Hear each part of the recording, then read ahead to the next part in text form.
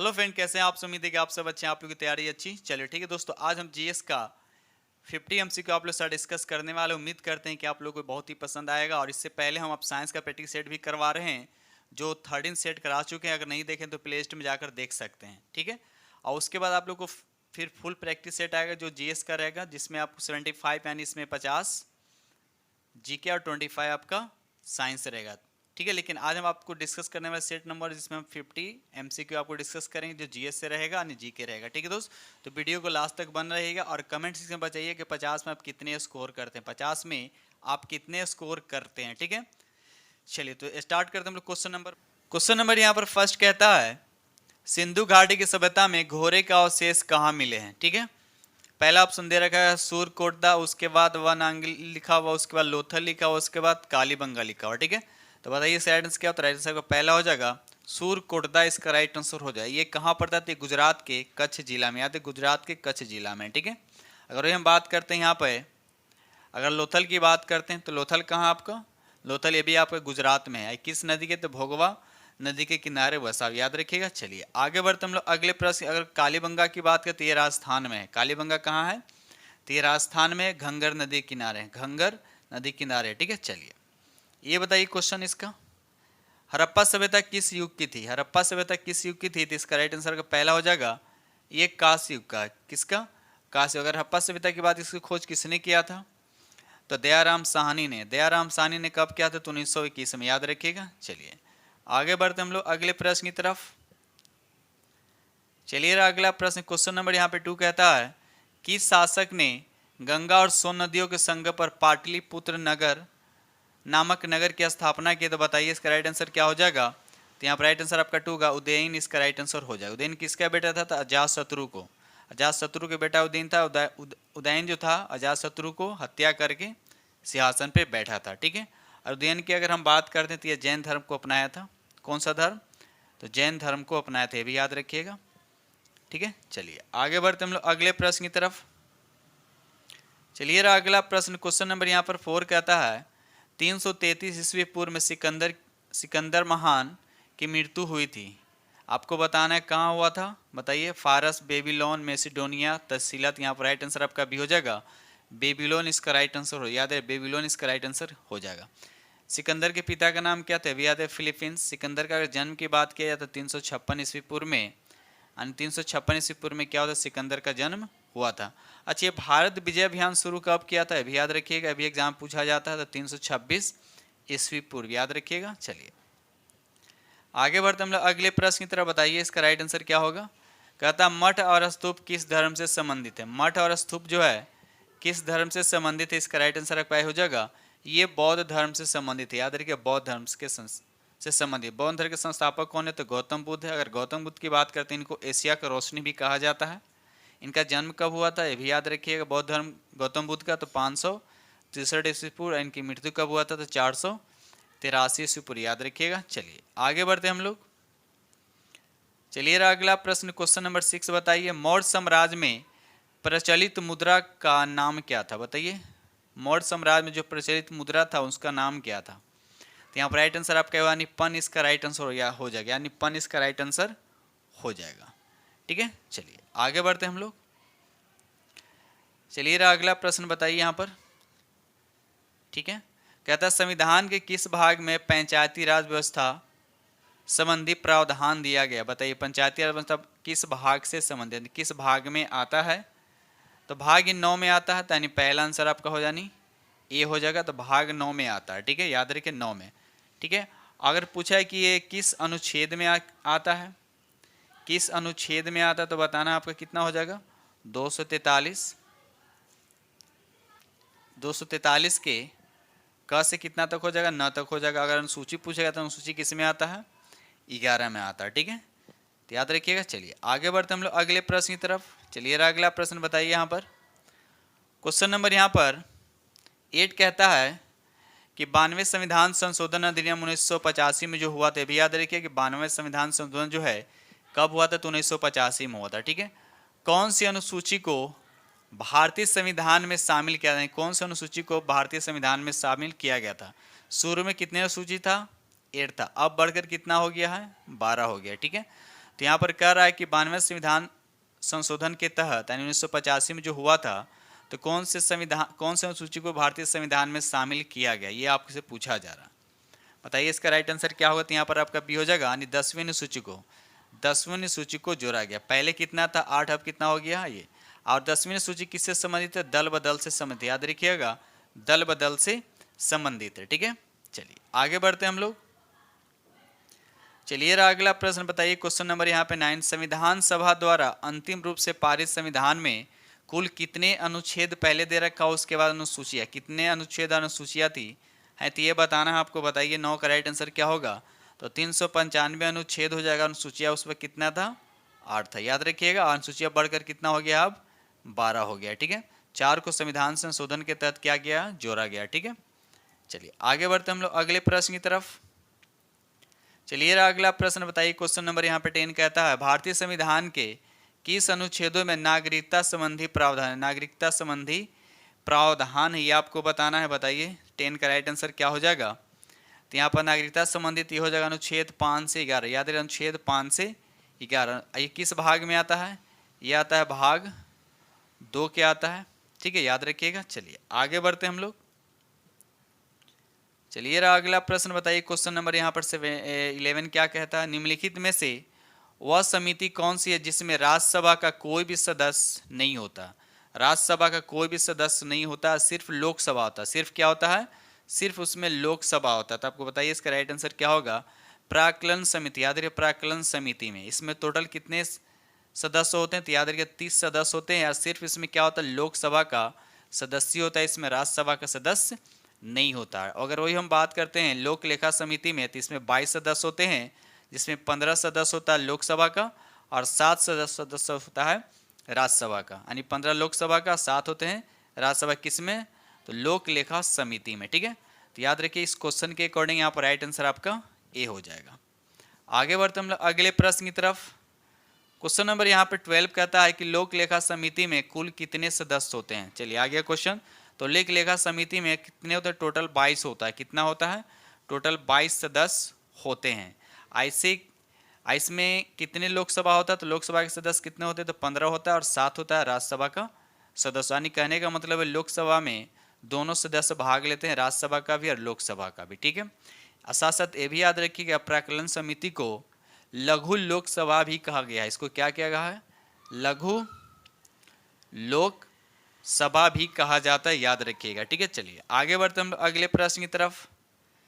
चलिए अगला प्रश्न क्वेश्चन नंबर यहाँ पे 13, लोक लेखा समिति में देखिए लोक लेखा समिति के सदस्य होते हैं, तो इसमें दोनों सदस्य होते हैं, लोकसभा का भी और राज्यसभा का भी। देखिए क्या है, संसद के दोनों सदन में चुने जाते हैं। हाँ, ये बिल्कुल बात सही दे रखा है। पहला, संसद के दोनों सदन में चुने जाते हैं, लोकसभा में भी और राज्यसभा में। इसमें कितने सदस्य होते हैं, तो याद रखिएगा 22 सदस्य। अब प्राक्कलन समिति में कितना होता है, तो 30 सदस्य, याद रखिएगा। इसमें सिर्फ होता है लोकसभा का सदस्य। ठीक है, चलिए क्वेश्चन नंबर यहाँ पर 14 कहता है कि मुख्यमंत्री की नियुक्ति संविधान के किस अनुच्छेद के तहत की जाती है। तो इसका राइट आंसर आपका सी हो जाएगा, अनुच्छेद 164 के तहत। याद रखिएगा अनुच्छेद 164 के तहत मुख्यमंत्री की नियुक्ति की जाती है। इसकी नियुक्ति कौन करता है, तो राज्यपाल के द्वारा किया जाता है, राज्यपाल के द्वारा किया जाता है। अगर कोई देश से राज्यपाल के द्वारा किया था, लेकिन अगर हम दिल्ली की बात करें, दिल्ली के मुख्यमंत्री या पुडुचेरी के मुख्यमंत्री की अगर बात करें, तो इनकी नियुक्ति जो है राष्ट्रपति के द्वारा किया जाता है, भी याद रखिएगा। ठीक है, चलिए क्वेश्चन नंबर यहाँ पर 15 कहता है कि राज्य मंत्रिपरिषद रूपी जहाज के निदेशक चक्र का चालन होता है, किसको कहा जाता है, राज्य मंत्री रूपी जहाज के निदेशन चक्र का चालन कौन होता है। ठीक है, तो टेक्निक टाइप का पूछा गया है, टेक्निकल टाइप का, तो दिमाग लगाना आपका। चालक कौन होता है, तो किसको कहा गया यहाँ पर, मुख्यमंत्री, यानी 15 का 20 का राइट आंसर हो जाएगा। ठीक है, चलिए आगे बढ़ते हम लोग। ये रहा क्वेश्चन नंबर आपका 16 कहता है कि राष्ट्रीय विकास परिषद के बैठक में राज्य का प्रतिनिधित्व कौन करता है, राज्य का प्रतिनिधित्व कौन करता है। बताइए 16 का राइट आंसर क्या होगा, तो यहाँ पर मुख्यमंत्री हो जाएंगे, 20 का राइट आंसर हो जाएगा। ठीक है, चलिए आगे बढ़ते हम लोग अगले प्रश्न की तरफ। चलिए बताइए इसका आंसर क्या होगा। तो नंबर यहाँ पे 17 कहता है कि महमूद गजनवी के भारत पर आक्रमण का उद्देश्य क्या था। तो इसका राइट आंसर आपका डी हो जाएगा, मध्य एशिया में एक बड़े साम्राज्य की स्थापना के लिए धन प्राप्त करना। राइट आंसर आपके यहाँ पर क्या हो जाएगा, डी हो जाएगा। सबसे पहले आक्रमण कब किया था? तो याद है 1001 ईस्वी में किया था। किसके विरुद्ध था? ये जयपाल, याद रखिए जयपाल के विरुद्ध हुआ था, ठीक है। और लास्ट में जो आक्रमण किया था 1027 में, ये जाटों के विरुद्ध था। लेकिन सबसे निर्णायक जो आक्रमण उन्होंने किया था, याद है 1025 में सोमनाथ के मंदिर को लूटा था, ठीक है, सबसे, ठीक है ना, याद रखिएगा। उसके बाद मोहम्मद गजनवी की मृत्यु कब हुई थी? तो 1030 ईस्वी में इसकी मृत्यु हो गई थी। ये सब फैक्ट कुछ याद होने चाहिए, ठीक है। चलिए आगे बढ़ते हम लोग अगले प्रश्न की तरफ। क्वेश्चन नंबर यहाँ पर 18 कहता है, दिल्ली के किस सुल्तान को इतिहासकारों ने विरोधों का मिश्रण बताया? विरोधों का मिश्रण बताया है, तो बताइए 18 का राइट आंसर क्या हो जाएगा? तो यहाँ पर मोहम्मद बिन तुगलक हो जाएगा। याद रहे मोहम्मद बिन तुगलक इसका राइट आंसर हो जाएगा। इसे स्वप्नसी कहा जाता है, स्वप्नसी कहा जाता है, पागल कहा जाता है, या रक्त पिता पिचासु भी इसको कहा जाता है, ठीक है। और साथ साथ एक चीज इसमें खासियत क्या था कि मध्यकाल के जितने भी सुल्तान थे, मध्यकाल में जितने भी सुल्तान थे, सबसे शिक्षित था कौन? मोहम्मद बिन तुगलक। ये भी याद रखिएगा, ठीक है। चलिए आगे बढ़ते हम लोग अगले प्रश्न की तरफ। क्वेश्चन नंबर यहाँ पे 19 कहता है कि इनाम भूमि किसे दिया जाता है? इनाम भूमि जो किसे दिया जाता है? तो इसका राइट आंसर आपका हो जाएगा विद्वान और धार्मिक व्यक्तियों को दिया जाता है। याद रखिए विद्वान और धार्मिक व्यक्तियों को दिया जाता है, ठीक है। चलिए आगे बढ़ते हम लोग अगले प्रश्न की तरफ। क्वेश्चन नंबर यहाँ पे 20 कहता है कि महमूद गजनवी का भारत पर अंतिम आक्रमण किसके विरुद्ध था? बताइए महमूद गजनवी का अंतिम आक्रमण किसके विरुद्ध था? बताइए इसका राइट आंसर क्या हो जाएगा? तो जाटों के विरुद्ध। याद रखिए जाटों के विरुद्ध था अंतिम आक्रमण। कब किया था? तो 1027 ईस्वी में जाटों के विरुद्ध आक्रमण किया था। और उसके बाद महमूद गजनवी की मृत्यु कब हो गई थी? साथ साथ भी याद रखिए 1030 ईस्वी में मोहम्मद गजनवी की मृत्यु हो गई थी, ठीक है। चलिए आगे बढ़ते हम लोग अगले प्रश्न की तरफ। चलिए अगला प्रश्न बताइए, महमूद गजनी किस वंश के था? महमूद गजनी जो है किस वंश के था, ये आपसे पूछा जा रहा। बताइए 21 का राइट आंसर क्या होगा? तो यहाँ पर राइट आंसर आपके हो जाएगा यानी यामनी वंश के। याद रखिए यामनी वंश का था, ठीक है। राइट आंसर आपके यहाँ पर ए हो जाएगा, ठीक है। चलिए आगे बढ़ते हम लोग अगले प्रश्न की तरफ। क्वेश्चन नंबर यहाँ पे 22 कहता है, मोहम्मद गोरी ने भारत पर पहला आक्रमण कब किया था? मोहम्मद गोरी ने भारत पर पहला आक्रमण कब किया था? बताइए इसका राइट आंसर। तो इसका राइट आंसर आपका बी हो जाएगा 1175 ईस्वी में मोहम्मद गोरी ने भारत पर पहला आक्रमण किया था, याद रखिएगा, ठीक है। चलिए आगे बढ़ते हम लोग अगले प्रश्न की तरफ। चलिए अगला प्रश्न बताइए। क्वेश्चन नंबर यहाँ पे 23 कहता है कि 1857 का विद्रोह कहाँ से प्रारंभ होता है? 1857 का विद्रोह जो है ये कहाँ से प्रारंभ हुआ था? बताइए इसका राइट आंसर। तो यहाँ पर राइट आंसर आपका सी यानी मेरठ से। याद रखिए मेरठ इसका राइट आंसर हो जाएगा, ठीक है। चलिए आगे बढ़ते हम लोग अगले प्रश्न की तरफ। क्वेश्चन नंबर यहाँ पे 24 कहता है कि 1857 के विद्रोह का तत्कालीन कारण क्या था? तत्कालीन कारण क्या था ये आपसे पूछा जा रहा है, तो बताइए इसका राइट आंसर क्या होगा? तो यहाँ पर आपका 20 ए इसका राइट आंसर हो, यानी चर्बी वाले कारतूसों का प्रयोग आरंभ करना 1857 विद्रोह का तत्कालीन कारण था, ठीक है दोस्त। चलिए वीडियो को लाइक कीजिएगा, जो फ्रेंड चैनल पहली बार विजिट करें चैनल को सब्सक्राइब कीजिएगा और साथ में बेल आइकन को प्रेस करना नहीं भूलिएगा, ठीक है दोस्त। चलिए आगे बढ़ते हम लोग अगले प्रश्न की तरफ। क्वेश्चन नंबर यहाँ पे 25 कहता है कि वह पहला भारतीय सिपाही कौन था जिसने चर्बी वाले कारतूस का प्रयोग करने से इनकार कर दिया था? तो इसका राइट आंसर आपका ये हो जाएगा, यानी मंगल पांडे इसका राइट आंसर हो जाएगा। याद रखिएगा मंगल पांडे इसका राइट आंसर हो जाएगा। बढ़ते हम लोग अगले प्रश्न की तरफ। क्वेश्चन नंबर यहाँ पे 26 कहता है, मंगल पांडे जिसने अकेले 1857 में विद्रोह का सूत्रपात किया संबंधित, आपको बताना है किससे संबंधित है? याद है 34वें नेटिव इन्फेंट्री से संबंधित है। इसका राइट आंसर आपका ए हो जाएगा, ठीक है दोस्त। चलिए ये रहा अगला प्रश्न। क्वेश्चन नंबर यहाँ पे 27 कहता है कि बेगम हजरत महल 1857 के विद्रोह का नेतृत्व निम्नलिखित में से किस शहर से किया था? किस शहर से किया था ये बताना है। तो इसका राइट आंसर आपका हो जाएगा लखनऊ से। याद रखिए लखनऊ इसका राइट आंसर हो जाएगा, ठीक है। चलिए आगे बढ़ते हम लोग अगले प्रश्न की तरफ।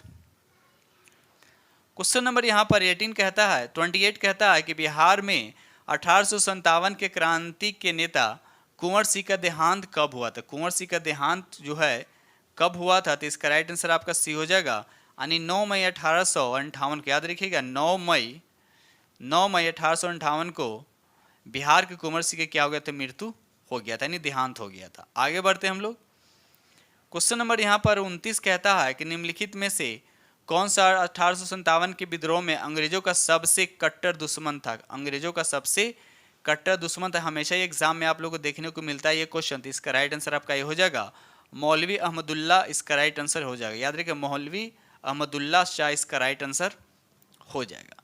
आगे बढ़ते हम लोग अगले प्रश्न की तरफ। क्वेश्चन नंबर यहाँ पे 30 कहता है, क्वेश्चन नंबर यहाँ पे 30 कहता है निम्नलिखित वर्गों में से किसने 1857 के विद्रोह में भाग नहीं लिया था। बताइए। खेती और मजदूरी भाग लिया था और कृषक भाग लिया था। दो इसमें भाग नहीं लिया था, साहूकार और जमींदार, यानी 2 और 4 इसका राइट आंसर हो जाएगा, यानी डी आपका राइट आंसर हो जाएगा। ठीक है, चलिए आगे बढ़ते हम लोग अगले प्रश्न की तरफ। क्वेश्चन नंबर यहाँ पे 31 कहता है सुगौली की संधि, सुगौली की संधि 1816 में 1816 ईस्वी में हुआ था। किनके बीच संपन्न हुई थी आपसे पूछा जा रहा है, किनके बीच संपन्न हुई थी। तो इसका राइट आंसर आपका हो जाएगा ईस्ट इंडिया कंपनी और नेपाल के बीच। याद ईस्ट इंडिया कंपनी और नेपालों के बीच ये सुगौली की संधि हुई थी। डेट याद रखिए 1816 में। ठीक है, डायरेक्ट कभी पूछ दिया जाता है कि सुगौली की संधि कब हुआ था। ठीक है, तो याद रखिए 1816। क्वेश्चन नंबर यहाँ पे 32 कहता है कि 1829 में सती प्रथा का उन्मूलन किसके द्वारा किया गया था। तो यहाँ पर राइट आंसर आपका डी हो जाएगा लॉर्ड विलियम बेंटिंक के द्वारा। याद है लॉर्ड विलियम बेंटिंक के द्वारा किया गया था। तो राइट आंसर आपके यहाँ पे डी हो जाएगा। चलिए अगला प्रश्न बताइए। क्वेश्चन नंबर यहाँ पे 33 कहता है कि आर्य समाज किसके विरुद्ध था। आर्य समाज जो था वो किसके विरुद्ध था। तो इसका राइट आंसर आपका बी हो जाएगा धार्मिक अनुष्ठान और मूर्ति पूजा के विरुद्ध था। याद रखिएगा आर्य समाज। ठीक है, आगे बढ़ते हैं हम अगले प्रश्न की तरफ। ये रहा क्वेश्चन नंबर आपका 34। बताइए 34 का राइट आंसर क्या होगा। कहता है सत्यार्थ प्रकाश पुस्तक के लेखक कौन है। सत्यार्थ प्रकाश पुस्तक के लेखक कौन है। तो यहाँ पर राइट आंसर आपका बी हो जाएगा दयानंद सरस्वती, इसका राइट आंसर हो जाएगा। याद है दयानंद सरस्वती इसका राइट आंसर हो जाएगा।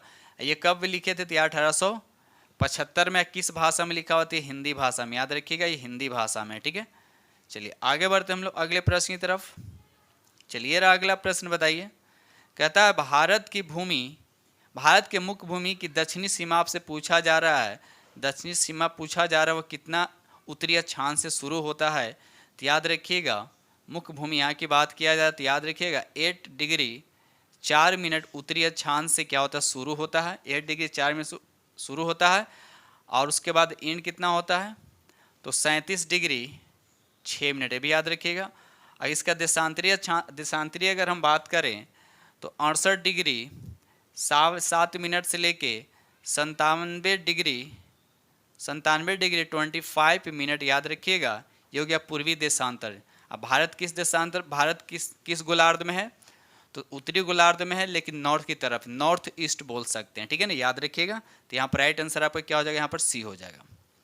ठीक है, चलिए आगे बढ़ते हम अगले प्रश्न की तरफ।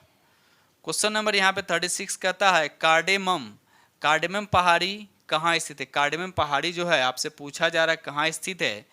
तो ये आपका राइट आंसर आपका कहाँ हो जाएगा। कार्डेमम पहाड़ी कहाँ है। तो इसका राइट आंसर आपका शिवानी, ये केरल में। कहाँ, ये केरल में। उसी तरह से इलायची पहाड़ी कहाँ थी, भी केरल में। याद रखिएगा इलायची पहाड़ी भी आपसे पूछा जाएगा तो भी कहाँ है, वो भी आपका केरल में है। ठीक है, चलिए आगे बढ़ते हम लोग।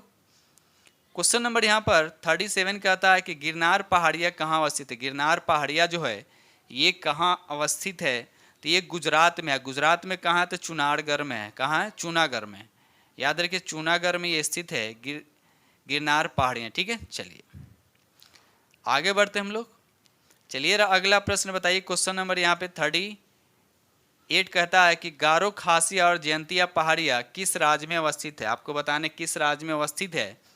तो इसका राइट आंसर आपका ये हो जाएगा, ये मेघालय में। कहाँ स्थित है तो मेघालय में। याद रखिएगा। ठीक है, बहुत बार क्वेश्चन, ये क्वेश्चन जो एग्जाम में देखने को मिलता है, याद रखिएगा। चलिए ये रहा अगला प्रश्न। क्वेश्चन नंबर यहाँ पे 39 कहता है कि भारत का दक्षिणी ध्रुव की बात किया। भारत का दक्षिणी ध्रुव भाग जो है भूमध्य रेखा से, अगर दक्षिणी भाग की ये बात कर रहे हैं, ये अगर विषुवत रेखा है तो विषुवत रेखा से पूछ रहा है कि कितनी दूरी है, ये कितना दूरी पे। याद रखिएगा 876 किलोमीटर दूरी। याद रखिए 876 किलोमीटर दूरी इसका राइट आंसर हो जाएगा, यानी ऑप्शन सी आपका राइट आंसर हो, यानी 39 का राइट आंसर आपका सी हो जाएगा। ये रहा अगला प्रश्न, क्वेश्चन नंबर यहाँ पर 40 कहता है कि लेप्चा किस राज्य की जनजाति का नाम है। आपको बताएं लेप्चा जो है किस राज्य की जनजाति का नाम है, तो याद है राइट आंसर आपका बी हो जाएगा, सिक्किम इसका राइट आंसर हो जाएगा। याद रखिए सिक्किम इसका राइट आंसर हो जाएगा।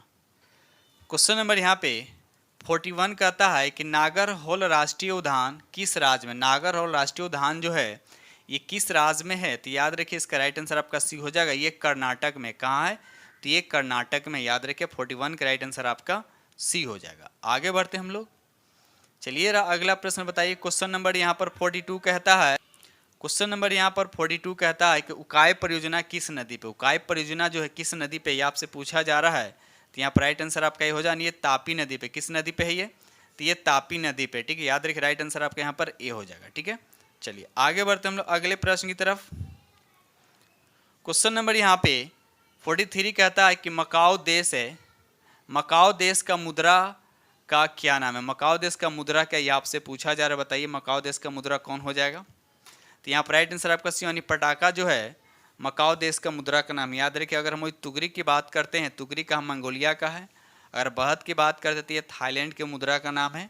अब पीसो, ये बिहार एसएससी में क्वेश्चन पूछा गया था, ये बिहार एसएससी में क्वेश्चन मेंस में पूछा गया था पीसो। ठीक है ना, यानी फिलीपींस का मुद्रा का नाम क्या है, तो पीसो। याद रखिएगा। चलिए आगे बढ़ते हम लोग। ये रहा अगला प्रश्न, क्वेश्चन नंबर यहाँ पर 44 कहता है कि उज्बेकिस्तान की राजधानी कहाँ है। आपसे पूछा जा रहा है उज्बेकिस्तान की राजधानी कहाँ है, तो इसका राइट आंसर पहला ही हो जाए, ताशकंद इसका राइट आंसर हो जाएगा। अगर हम दुशांबे की अगर बात करते हैं तो ये तजाकिस्तान की राजधानी है।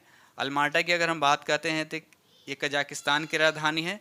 और बिश्केक की अगर हम बात करते हैं तो ये किर्गिस्तान की राजधानी। तो याद रखिएगा उज्बेकिस्तान की राजधानी क्या, तो ताशकंद इसका राइट आंसर हो जाएगा। ये रहा अगला प्रश्न, क्वेश्चन नंबर यहाँ पर 45 कहता है ग्रीनलैंड किस महासागर। अब अगर आप वर्ल्ड का मैप देखिएगा तो यहाँ पर ग्रीनलैंड है। ठीक है ना, यहाँ पर ग्रीनलैंड है, तो यहाँ पर कौन सा महासागर है, तो यहाँ पर आर्कटिक महासागर है। कौन सा महासागर है, आर्कटिक महासागर है। याद रखिएगा, तो यहाँ पर राइट आंसर आपका सी हो जाएगा। ठीक है, कमेंट सेक्शन में बताइए किस महासागर का आकार जो है अल्फ़ाबेट में एस की तरह है। किस महासागर का आकार जो है अल्फ़ाबेट में जो एस होता है उसके आकार कमेंट सेक्शन में जरूर बताइएगा। ठीक है, चलिए क्वेश्चन नंबर यहाँ पर 46 कहता है निम्नलिखित में कौन सा द्वीप हिंद महासागर में अवस्थित नहीं है। आपको बताने यहाँ पे 4 ऑप्शन दे रखा है, आपको बताना है कौन सा द्वीप जो है जो हिंद महासागर में अवस्थित नहीं है।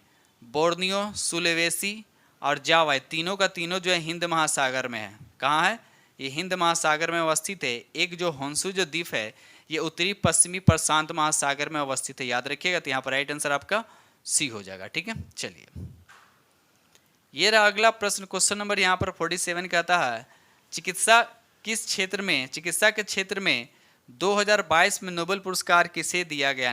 2022 में चिकित्सा के क्षेत्र में किसे दिया गया, ये आपसे पूछा जा रहा है। तो यहाँ पर राइट आंसर आपका भी हो जाएगा स्वाते पाबोक। याद है स्वाते पाबोक को चिकित्सा के क्षेत्र में दिया गया। अगर हम एनी एर्नॉक्स की अगर बात करते हैं, एनी एर्नॉक्स इसको साहित्य में लिटरेचर के क्षेत्र में दिया गया। ठीक है, लिटरेचर के क्षेत्र में दिया गया है। वही अगर हम बात करें एलियन एस्पेक्ट की बात करते हैं तो इनको भौतिक यानी फिजिक्स के क्षेत्र में इनको दिया गया है। और साथ में इनके साथ 2 और थे, यानी टोटल 3 को फिजिक्स के क्षेत्र में दिया गया। ठीक है दोस्त, चलिए याद रखिएगा। चलिए आगे बढ़ते हम लोग अगले प्रश्न की तरफ।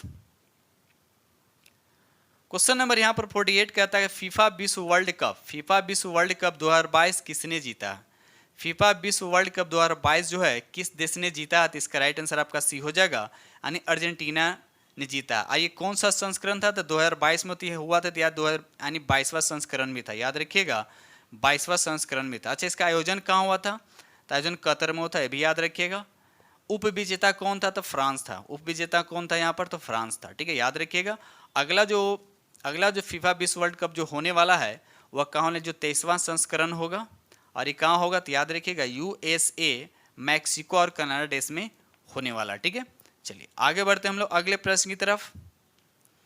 चलिए रहा क्वेश्चन नंबर आपको 49 कहता है कि 22वां राष्ट्रीय मंडल खेल 2022 में भारत ने कितने पदक जीता, भारत ने कितने पदक जीता है, तो इसका राइट आंसर आपका सी हो जाएगा, यानी 61 पदक जीता। याद रखिए 61 पदक जो है भारत ने जीता है, जिसमें से 22 स्वर्ण पदक हो जाएगा, उसके बाद 16 रजत पदक हो जाएगा और उसके बाद 23 हो जाएगा आपका कांस्य पदक। तीनों को जोड़ेगा तो आपको 61 हो जाएगा। तो याद रखिएगा। ठीक है, चलिए आगे बढ़ते हम लोग अगले प्रश्न की तरफ। ये रहा अगला प्रश्न, क्वेश्चन नंबर यहाँ पर 50 कहता है कि 2023 में कुल कितने पद्म पुरस्कार की घोषणा की गई है। कितने पद्म पुरस्कार की घोषणा की गई 2023 की बात किया जा रहा है, कितनी घोषणा की गई है। तो इसका राइट आंसर आपका बी हो जाएगा, 106 पद्म पुरस्कार की घोषणा की गई, जिसमें 6 हो गया आपका विभूषण पुरस्कार, उसके बाद 9 हो जाएगा आपका भूषण पुरस्कार और 91 हो जाएगा आपका पद्मश्री पुरस्कार। ठीक है, ये हो गया 2023 का। अगर आपसे पूछा 2022 में कितने पद्म पुरस्कार दिया गया था, तो टोटल 128 था। याद है, टोटल 128 में 4 आपका विभूषण पुरस्कार पद, 4 आपका हो जाएगा विभूषण पुरस्कार हो जाएगा, उसके बाद हो जाएगा 17 हो जाएगा भूषण पुरस्कार, और उसके बाद 107 जो हो जाएगा आपका पद्मश्री पुरस्कार। तो इस तरह से 2022 में 128 पद्म पुरस्कार दिया गया था और 2023 में कितना, 106।